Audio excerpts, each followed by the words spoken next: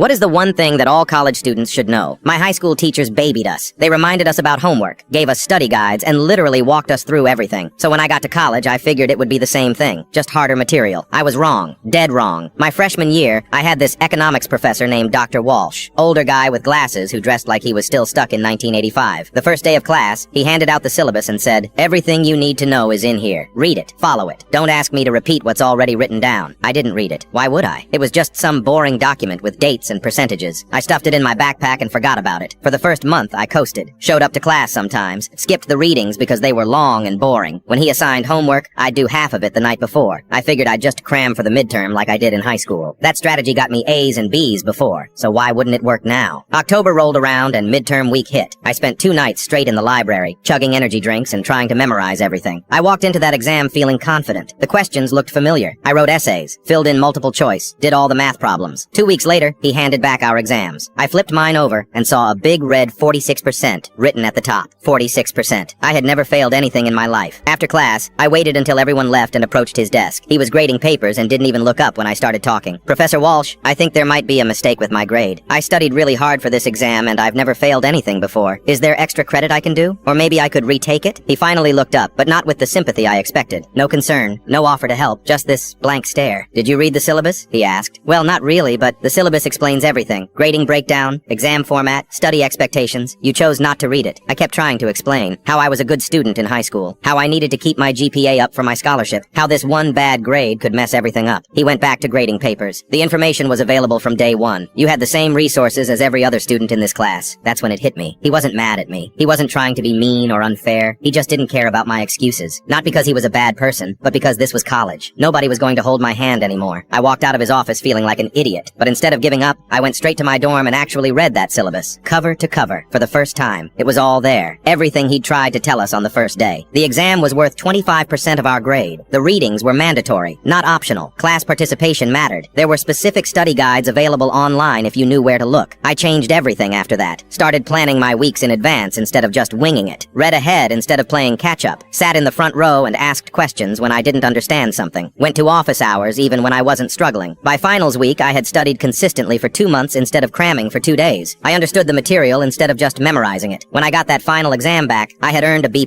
Dr. Walsh handed it back with no fanfare. No congratulations. Just that same blank expression. But when I looked at that grade, I felt prouder of that B+ than any A I'd gotten in high school. I ended up with a B in his class overall. Not my best grade, but the most important one I ever earned. Because it taught me the thing every college student needs to know, but nobody tells you. College isn't about being smart. It's about showing up like it matters. Because nobody's gonna chase you if you don't.